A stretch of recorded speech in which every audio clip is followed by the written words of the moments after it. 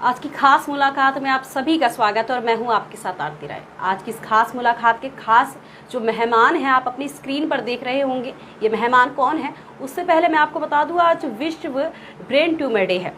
इसके बारे में मस्तिष्क जो हमारे शरीर में सबसे महत्वपूर्ण स्थान और सबसे उच्च स्थान पर रहती है, जिसका हमारे जीवन में सबसे बड़ा योगदान रहता है, इस मस्तिष्क के बारे में आपको बात बताएंगे। सबसे पहले खास मेहमान के बारे में आपको बता दूं, head of department neuro surgery accord hospital doctor Himanshu Arora हमारे साथ मौजूद हैं। इनसे बात करेंगे कि मस्तिष्क का हमारे जीवन में क्या रोल है और कितने घंटे ये काम करता है, क्योंकि मशीन तो 1 घंटे तक सीमित रहती है, लेकिन हमारा मस्तिष्क ऐसा है जो 24 घंटे काम करता है और हमारे शरीर को सुचारू रूप से चलाने में सबसे अहम योगदान देता है। हिमांशु डॉक्टर, आपका बहुत बहुत स्वागत है हमारे खास प्रोग्राम में। थैंक यू आरती जी।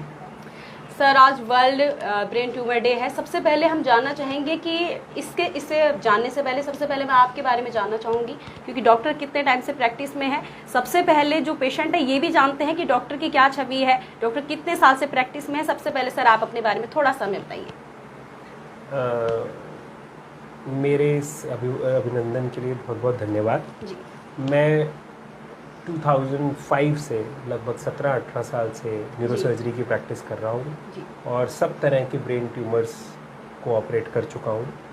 बहुत एज ग्रुप के छोटे से छोटे बच्चे से लेकर बहुत ही बूढ़े बूढ़े व्यक्तियों के ब्रेन ट्यूमर ऑपरेट कर चुका हूँ। जी सर, सबसे ज़्यादा हमारे जीवन में सबसे अहम स्थान पर, सबसे उच्च स्थान पर जो बैठा है हमारा मस्तिष्क ही है। सबसे अहम योगदान हमारे शरीर को चलाने में देने वाला मस्तिष्क ही है सर, अगर मैं सही कह रही हूँ तो। बिल्कुल सही कह रही हैं। मैं कहता हूँ कि भगवान एक मास्टर क्राफ्ट्समैन है और उसने बहुत ही खूबसूरती से हमारा ये जो सुपर कंप्यूटर के रूप में बॉडी बनाई है, जिसका कि कोई जवाब ही नहीं है। ऐसा ये कभी भी नहीं बन सकता। कोई भी इंसान इसको डुप्लीकेट नहीं कर सकता, इसको दोबारा नहीं बना सकता। और इस संरचना को के सब चीज़ के टॉप पे ब्रेन को रखा है, हेड को सबसे टॉप पे रख दिया। तो आज क्योंकि वर्ल्ड ब्रेन ट्यूमर डे है, 8 जून को जो सेलिब्रेट किया जाता है, कमेमोरेट किया जाता है, तो हम उसमें ब्रेन ट्यूमर के बारे में जानना चाहेंगे। क्योंकि ब्रेन में अगर कोई ट्यूमर हो जाता है तो उससे हमारे दिमाग पर भी और हमारे शरीर पर भी बहुत ही नेगेटिव इफेक्ट पड़ता है जी। तो उससे लाजमी है कि लोगों के मन में डर पैदा हो। बहुत सारी मिथ्स, बहुत सारी उनको डर को पैदा करता है, जिसको मैं आज आपके माध्यम से दूर करना चाहूँगा। मस्तिष्क हमारे एक ब्रह्मांड का कह सकते हैं कि ब्रह्मांड है जिसमें सभी चीज़ें समाई हुई हैं, तो इस चीज़ का ज्ञान होना बड़ा ज़रूरी है। बड़ी खूबसूरत सी चीज़ है सर मस्तिष्क, और उसमें एक छोटा सा एक जो ट्यूमर का आपने नाम बताया, इसका ग्रहण जो है लग जाता है। लोग कैसे इसके बारे में अवेयर हो, कैसे इसके लक्षण जाने, कैसे इसके सिम्टम्स रहे, तमाम बातों पे चर्चा करेंगे। सबसे पहले मैं ये जानना चाहूँगी कि मस्तिष्क क्या है और इसके जो ब्रेन ट्यूमर है ये इसके क्या लक्षण है सर, क्या होता है ये बताइए ज़रा। ब्रेन ट्यूमर बेसिकली ट्यूमर क्या है, कुछ सेल्स होती हैं, कोशिकाएं होती हैं। जब वो एक तेज़ी से ग्रोथ करती हैं, तेज़ी से बढ़ती हैं, तो वो एक रसौली का, जो साधारण शब्दों में हम बोलते हैं, एक मास का रूप ले लेती हैं, जिसको हम ब्रेन ट्यूमर कहते हैं। अब बहुत अच्छा इन्होंने सवाल पूछा कि किस तरह के ब्रेन ट्यूमर होते हैं। तो ब्रेन ट्यूमर आपकी भाषा में, नॉर्मल भाषा में कैंसरस हो सकते हैं, जिनको हम मैलिग्नेंट बोलते हैं, और बिनाइन हो सकते हैं, जो कि नॉन मैलिग्नेंट होते हैं, जो नॉन कैंसरस आप लोग कहते हैं। दैट इज़, ये एक तरीका है इनको बांटने का। इसके अलावा हम आरती जी प्राइमरी और सेकेंडरी में भी ब्रेन ट्यूमर्स को बांटते हैं। जैसे हमारे ब्रेन के अंदर कुछ कोशिकाएं होती हैं, जैसे ग्लायल सेल्स हैं, एस्ट्रोसाइट्स हैं, एपेंडाइमा है, मेनिंजेस हैं, जो इनसे ट्यूमर निकलते हैं। यानी जो ब्रेन के अंदर की कोशिकाओं से ट्यूमर निकल रहे हैं वो प्राइमरी ब्रेन ट्यूमर होगा। और जो ट्यूमर शरीर के अन्य भागों से, जैसे कभी कभी ब्रेस्ट या लंग से हमारा ट्यूमर ब्रेन तक पहुंच जाता है। जो ट्यूमर दूसरी जगह से ब्रेन तक ट्रैवल करके पहुंचा और फिर ब्रेन में पाया गया, वो सेकेंडरी ब्रेन ट्यूमर है। तो प्राइमरी वो जो अंदर से ही क्रिएट हो रहा है, जैसे एस्ट्रोसाइटोमा, ग्लायोमा, मेनिंजियोमा, एपेंडाइमोमा, मेडुलोब्लास्टोमा, ये बहुत सारे आपने नाम सुने होंगे कई बार ब्रेन ट्यूमर्स के पार्लेंस में। और जो मेटास्टैटिक ब्रेन ट्यूमर्स यानी सेकेंडरी ब्रेन ट्यूमर्स हैं, जो दूसरी जगह से वहाँ पहुँचे।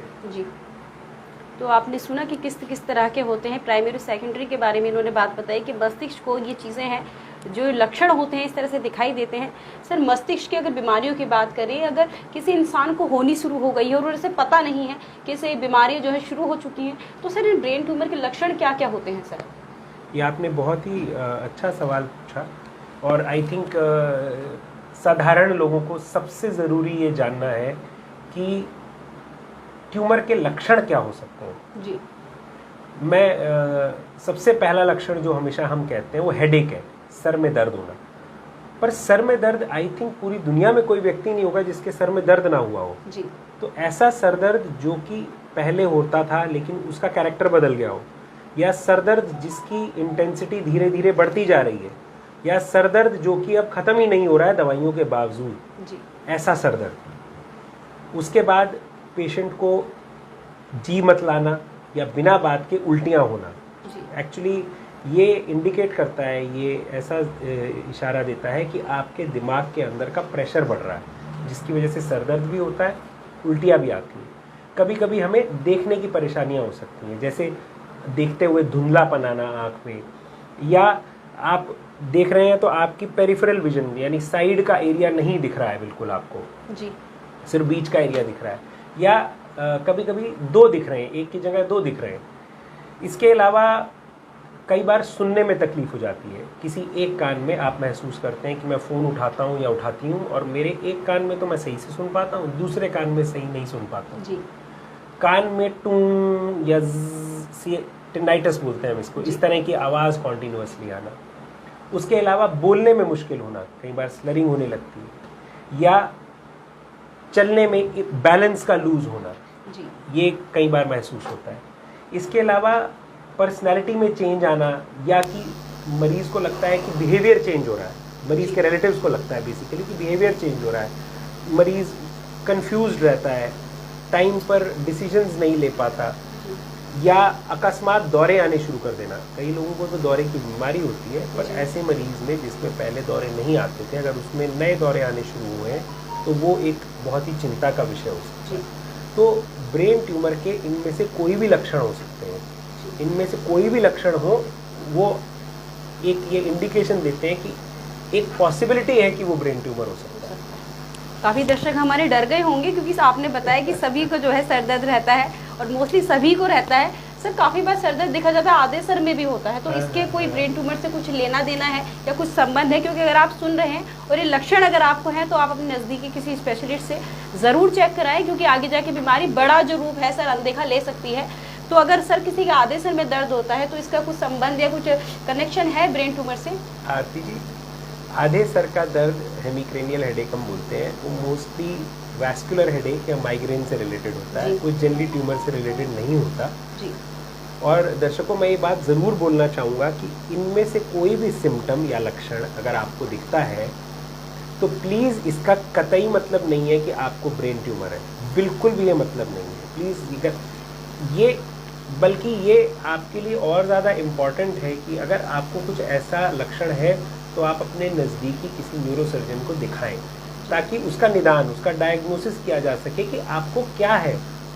मैं हमेशा ये एग्जांपल देता हूँ कि एक छोटे से बच्चे को पैदा होते ही अगर वो बहुत ज़्यादा रो रहा है और उसके दिमाग में पानी की थैली फैल गई, पानी बड़ा हो गया है, फैल गई है, तो उससे भी उसको सर में दर्द हो सकता है, रोने का कारण बन सकता है। एक 5-6 साल का बच्चा खेलते हुए दीवार से टकरा गया, उसको भी सर में दर्द हो सकता है। 18 साल की एक बच्ची जो कि अपने एग्ज़ाम दे रही है, एक रात पहले, वो एग्ज़ाम से रात पहले उसको भी सर में दर्द हो सकता है। घर में आपकी मियाँ बीवी की नोक झोंक हो जाती है, उससे सर में दर्द हो सकता है। आप जगराते में गए, पूरी रात जागे, आप सोए नहीं, उससे भी सर दर्द के बहुत कारण हैं। आपको कोई भी अगर तकलीफ़ हो रही है, आप प्लीज़ अपने आसपास के न्यूरोसर्जन से मिलें और एक डायग्नोसिस कराएं। डायग्नोसिस के लिए हो सकता है आपके जो न्यूरोसर्जन आपकी एक हिस्ट्री लेंगे, एक विस्तृत हिस्ट्री लेंगे और आपका एक छोटा सा मेडिकल एग्जामिनेशन करेंगे।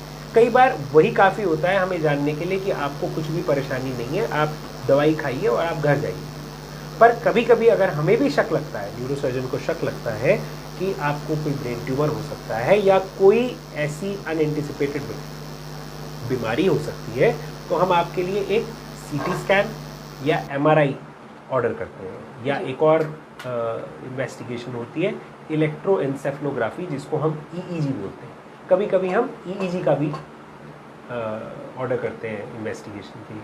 सो अगेन सेम थिंग मैं बोलना चाहूँगा, अगर लक्षण आ रहे हैं इसका कतई अर्थ नहीं है कि आपको ब्रेन ट्यूमर है, इसका सिर्फ अर्थ है कि प्लीज़ थोड़ी एहतियात बरतिए और डॉक्टर के पास जाइए और उनसे सलाह लीजिए कि क्या मेरा सरदर्द कुछ सिनिस्टर तो नहीं है, कुछ ऐसा तो नहीं है जिसमें ब्रेन ट्यूमर की आशंका हो। जैसा कि आपने देखा डॉक्टर हिमांशु ने बात बताई कि किस तरह लक्षण हो सकते हैं और किस तरह उन लक्षणों से बचा जा सकता है।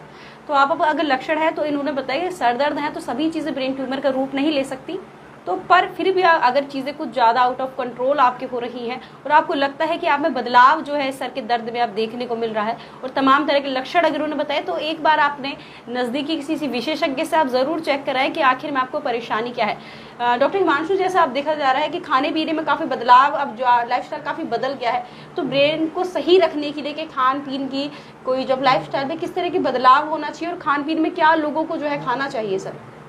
अनफॉर्चुनेटली ब्रेन ट्यूमर के इस तरह की कोई कारण नहीं है। जैसे हम कई बार बोलते हैं ना कि यह व्यक्ति बहुत स्मोकिंग करता था इसलिए इसको लंग का कैंसर हो गया जी। या इस व्यक्ति में शराब पीने की आदत थी तो इसको लिवर का बीमारी हो गई जी। या ये बहुत ही स्मोक्ड मीट्स और ये सब खाता था इससे इसका कोलॉन खराब हो गया जी। ब्रेन में खाने से ऐसे बहुत ज़्यादा वो नहीं है। कुछ ब्रेन ट्यूमर्स हैं जिनमें जेनेटिक फैक्टर्स या रेडिएशन से हम कहते हैं कि ब्रेन ट्यूमर हो सकता है, बट जनरली ऐसा कोई कारण नहीं है। नहीं। तो ये बहुत अच्छी चीज़ है, आप खाइए, अपने मस्तिष्क जो है आप तो फिर तो इस चीज़ से फ्री रहेगा, आपकी मस्तिष्क को खाने पीने का प्रभाव नहीं पड़ेगा। जहाँ तक जैसे डॉक्टर हिमांशु ने बताया सर, अक्सर ये देखा जाता है कि ब्रेन ट्यूमर की बात कहे तो काफ़ी सोचने से भी सर दर्द हो जाता है या फिर काफ़ी तरह की परेशानियों से सर दर्द हो जाता है। तो नॉर्मल बेसिकली इन सर दर्द, क्योंकि मस्तिष्क के आप डॉक्टर हैं, तो नॉर्मल ऐसे कंडीशन में सर क्या करें? अगेन मैं फिर वही बात कहूँगा, आप अपने न्यूरोसर्जन के पास जाएं, उसको ये डायग्नोसिस करने दें बाय वर्चू आपकी हिस्ट्री से, आपके एग्जामिनेशन से और आपकी अगर इन्वेस्टिगेशन से कि वो आपका सर दर्द सिर्फ दवाई से ठीक होगा या उसके लिए कुछ जांच करनी पड़ेगी या उसका कारण क्या है जी। उसका कारण हम ढूंढेंगे और आपका इलाज कर देंगे। आजकल जो इलाज है वो इतना ख़राब नहीं है जैसे पहले सोचा जाता है। पहले ये सोचा जाता था कि अगर कोई मस्तिष्क की परेशानी है तो बाल सर के हटा दिए जाते थे या फिर तमाम तरह की चीज़ें सामने आती थी, तो ऐसा कुछ इलाज के दौरान होता है क्या सर? आपने बड़ी अच्छी बात बोली। 20-25 साल पहले या शायद 50 साल पहले कहते थे कि इस मरीज़ को ब्रेन ट्यूमर है और इसका ऑपरेशन होना है तो आप ऑपरेशन थिएटर के अंदर इनके बाल उड़ा दीजिए और ऑपरेशन थिएटर के बाहर इनके बच्चों के बाल उड़ा दीजिए। ये बहुत ही नेगेटिव स्टेटमेंट थी। बिल्कुल भी अब ऐसा नहीं है। ब्रेन ट्यूमर की जो इलाज की जो तकनीकें हैं उनमें बहुत बदलाव आ चुका है। हम सी चेंज कहते हैं। अब हमारे पास बहुत अच्छे अच्छे इंस्ट्रूमेंट्स हैं, सर्जरी की तकनीकें हैं, जिससे कि अब ये बहुत ही सेफ़ और इफ़ेक्टिव न्यूरो सर्जरी हो चुकी है। ऑपरेशन के बाद भी मरीज़ चलता हुआ घर जाता है। आप मुझसे उसकी बात कर रही थी। मेरा एक मरीज़ था जो कि मैंने श्रीनगर से ऑपरेट किया था, मैं कभी नहीं भूलूंगा उसको। उसको देखने में बहुत तकलीफ़ थी क्योंकि वो शॉल वगैरह बुनता था, बहुत ही हाई क्वालिटी का कारीगर था और उसका जो पश्मीना शॉल्स हैं वो दूसरे देश हैंडमेड करके भेजा करता था। तो उसने रियलाइज़ किया कि उसको दिख नहीं रहा है और उसकी विजन ख़राब होती जा रही है। मैं ये बताना चाहता हूँ कि कैसे वो वहाँ से उसने ढूंढा कि हम ये ऑपरेशन करते हैं। वो हमारे पास आया, फरीदाबाद में आया और हमने उसका MRI किया तो हमने ये देखा कि उसके ब्रेन में एक ट्यूमर था पिट्यूटरी नामक ग्रंथि में, जिसके कारण वो सही से देख नहीं पा रहा था। हमने नाक के थ्रू जाकर, हमने सर नहीं खोला, नाक के थ्रू जाकर, एक ENT सर्जन हमारे साथ थे, हमने नाक के थ्रू जाकर उनके ब्रेन में से ट्यूमर निकाल लिया और आज वो मरीज बिल्कुल ठीक है, हंसता खेलता बढ़िया घर गया और आज भी मैं उनको याद करता हूँ और वो मुझे बहुत याद करते हैं। बिल्कुल बिल्कुल, जैसे कि आपने बताया कि आप उनको कभी नहीं भूल पाएंगे। अच्छा, उसके अलावा एक और बात मैं भूल गया कि इवन सर्जरी के अलावा, सर्जरी शल्य चिकित्सा है, एक तरीका है ट्यूमर को ठीक करने का। उसके अलावा रेडियोथेरेपी, कीमोथेरेपी या गामा नाइफ रेडियो सर्जरी जो है, ये कई और वेज और मोडालिटीज़ हैं ब्रेन ट्यूमर के इलाज के लिए। कई सर्जरी के बाद काम आते हैं, कई सर्जरी के साथ काम आते हैं। इनकी भी जो तकनीकों का इतना विकास हो चुका है, इतनी हाई ग्रेड में और इतनी अच्छी तरीके से अभी होता है कि इससे हमारी मॉर्टेलिटी रेट्स और मॉर्बिडिटी रेट्स यानी पेशेंट के मरने की संभावना या पूरे जीवन के लिए अपंग होने की संभावनाएं बहुत कम हो गई हैं जी। तो अब हम एक बहुत ही अच्छी कहावत कहते हैं, we add life to years, we do not add years to life. हम आपकी जो बची हुई जिंदगी को अच्छा करना चाहते हैं, सिर्फ आपकी जिंदगी में कुछ साल नहीं जोड़ देना चाहते जो कि आप बिस्तर पर काटें। बिल्कुल बिल्कुल सही बात कही। और सर कोई भी नहीं चाहता कि उसका पेशेंट जो है ठीक ना हो, जैसे तमाम तरह की बातें अक्सर सामने आती हैं। सर अक्सर बात करें कितने ब्रेन ट्यूमर के इलाज जो है पेशेंट के सही आप कर चुके हैं और कितने संख्या में कर चुके हैं? मैं ये आई डोंट थिंक, ये बड़ा अच्छा क्वेश्चन आपने पूछा। अपनी सेंचुरीज नहीं गिननी होती सर, फिर भी हमारे दर्शक जानना चाहेंगे क्योंकि कोई आएगा तो ये सोच करके सैकड़ों। तो आपने देखा कि सर ये तो चीज़ों को आपने घोल कर जो है बिल्कुल एब्जॉर्ब कर ली होंगी अब तो बिल्कुल। तो अगर आपको परेशानी है तो डॉक्टर हिमांशु से ज़रूर एक बार आप बात करें। डॉक्टर हिमांशु अकॉर्ड हॉस्पिटल में बैठते हैं, तो ज़रूर आप वहीं पर विजिट करें और ज़रूर अपनी परेशानियों को जो है खुलकर वहाँ जाने और पूछें कि किस तरह की परेशानियाँ हैं। सर ब्रेन ट्यूमर में करना क्या चाहिए अगर इंसान आमजन को जिसे नॉलेज नहीं है, घर पर है, तो उस चीज़ में क्या करे सर उस ऐसी स्थिति में? अगेन सेम थिंग, आप घर में कुछ मत कीजिए, आप हॉस्पिटल जाइए और डॉक्टर को दिखाइए। अगर कुछ इन्वेस्टिगेशंस करनी है तो डॉक्टर पहले वो करेगा, और आपको अगर एडमिशन की ज़रूरत होगी, अगर बहुत ज़्यादा तबीयत खराब होगी तो आपको एडमिट करके वो इन्वेस्टिगेशंस किए जाएंगी। फिर आगे ट्यूमर है कि नहीं पहले तो वो डायग्नोसिस होगा और उसका फिर उसी हिसाब से इलाज किया जाएगा अगर सर्जरी की जरूरत है। मेरे हमारे जो भी दर्शक इस देख रहे हैं, सुन रहे हैं, तो ज़रूर इस बारे में ज़रूर सचेत हो जाइए और अपने दिमाग के लिए क्या क्या ठीक है क्या नहीं है, ज़्यादा सोचना भी ठीक नहीं है। और तमाम तरह की बातें हैं जो बताई, लक्षण जो है वो है, तो ज़रूरी नहीं है कि आपको ब्रेन ट्यूमर है। सर काफ़ी लोग ब्रेन को लेकर काफ़ी डर जाते हैं क्योंकि ये अंदरूनी है, दिखाई नहीं देता। तो ऐसे में उन लोगों को आप बेचिंत होने के लिए आराम से क्या मैसेज देना चाहेंगे सर? जीवन नश्वर है, आपके साथ जो होना है वो आपके जन्म से पहले लिखा जा चुका है। आप ये मत सोचिए कि ऐसा हो जाएगा वैसा हो जाएगा। अगर आपको कोई लक्षण लग रहा है जो कि आपको लगता है मेरे मस्तिष्क से, मेरे ब्रेन से रिलेटेड है, जिससे कि आपको मैंने अगर 10-12 जो बताए सिम्टम्स, उनमें से अगर आपको कुछ लगता है कि मुझे हो रहा है तो आप डॉक्टर के पास जाइए। बाकी ईश्वर बैठा है हर चीज़ को संभालने के लिए, है ना। और आजकल साइंस ने इतनी तरक्की कर ली है कि आपके शल्य चिकित्सा, radiotherapy, chemotherapy, gamma knife radio surgery या और सब तरह की टारगेटेड मोडालिटीज से हम उसका इलाज कर सकते हैं। डर से कोई चीज़ का इलाज नहीं होता। डर से क्या होता है कि आप घर में बैठे रहते हैं, ये सोचते हैं कि शायद अगर मुझे MRI करवाना पड़ गया तो मुझे ये ना निकल आए।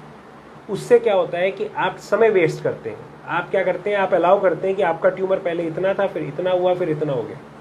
अगर मैं इतने ट्यूमर को ऑपरेट करूँगा तो आपको डेफिसिट होने के या प्रॉब्लम होने के कम चांसेस हैं।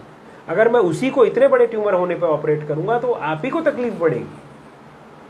ऑपरेट तो फिर भी करेंगे, और अनफॉर्चुनेटली, दुर्भाग्य से, अगर वो ट्यूमर 2-3 जगह फैल गया फिर आपके जो ठीक होने की संभावना कम होती जाती है। सो इट्स बेटर कि आप उसका टाइम पे इलाज करें, डायग्नोसिस करें, उससे निजात पाएं।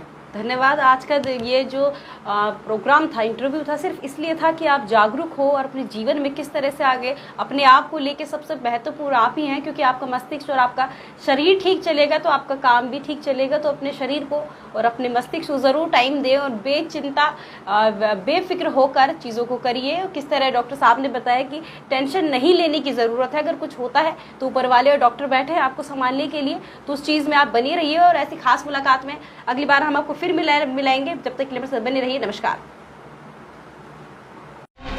आप देख रहे हैं A to Z news update.